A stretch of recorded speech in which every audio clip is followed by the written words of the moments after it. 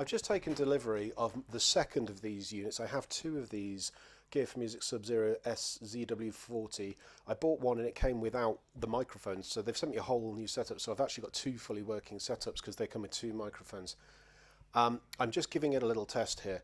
This unit is in the 863 to 865 megahertz range, which is okay to use in Europe. It's also okay to use in Britain. However, you do get a bit of risk of like taxi signals or something like that interfering. You can select your bands within that, but you know you can't guarantee you won't get a little crossover. So what you can do is pay more for like a Sennheiser unit, like £330, something like that, and they are in the GB, something like 640 megahertz, I think. But obviously you pay more. Now I'm using the tie mic at the moment, so I do lose volume if I do this. You can hear the rumble and all that kind of stuff. It sounds okay. It's not great. It's a bit bassy. There is noise on the unit. It's not perfect. If I were to compare this with a channel strip, however, Behringer do the UV one, is it? The Ultra Voice.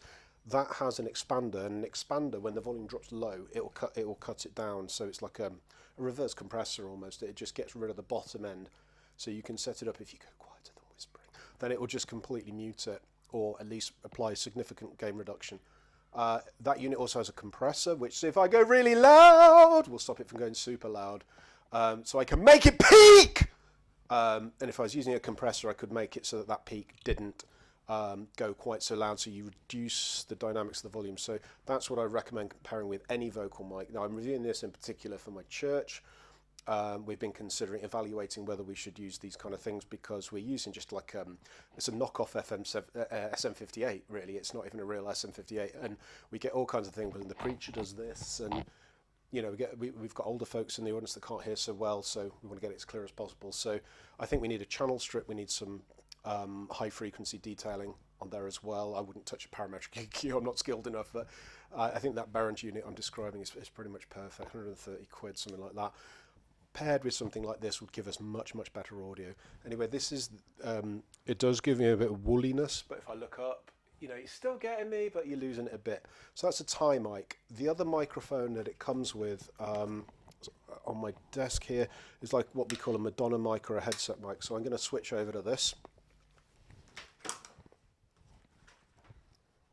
I do need my headphones on, otherwise I can't hear what I'm saying, so I can't hear if the audio's all over the place. Where's the backpack? So I'm going to pop the cable out. You have to press in a little.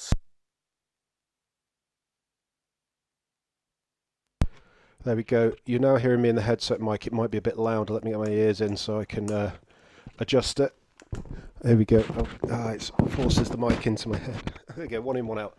So you can adjust this by my mouth. Now this is much preferable because no matter what I do with my head, ducking and diving, slipping, bobbing and weaving, my audio is going to be consistent. So these are better for like a preacher, somebody talking on a mic, a conference talk. They call it a Madonna mic because it was popularised by Madonna. You can hear a little bit of distortion there. It's not perfectly clear, but I'll give it a little bit less gain because a bit more gain on the unit maybe. Takes a little while to dial in all that stuff. I literally opened this box about half an hour ago. So yeah, this is, you're going to get less mic rumble than you would with these.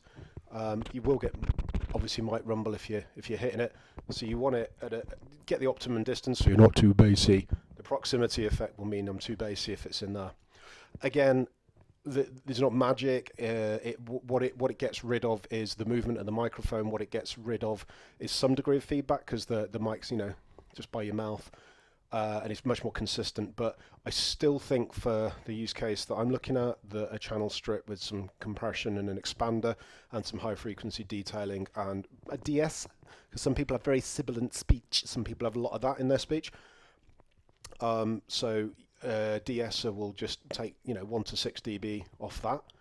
So yeah, I think this for the units for the money, 65 quid I paid for this. It's an end of line unit.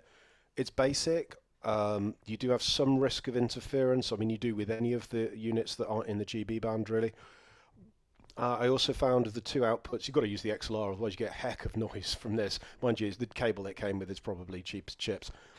But yeah, Gear4Music were great because the one unit I got was missing parts, and they sent me a whole other unit with all the parts. So thanks to Gear4Music. But yeah, for my use case, I haven't gigged this yet. I haven't literally just opened the box. I'll be using it in old folks' home, possibly in church. But I certainly want to pair it. I would want to pair any microphone really with compressor, gate, expander, that kind of stuff. So I think a channel strip is pretty much a must. And then I think we'll have crystal clear audio. So yeah, Gear4Music SZW 40. You can get handheld mics that pair with these things as well. So I'm going to give it a go.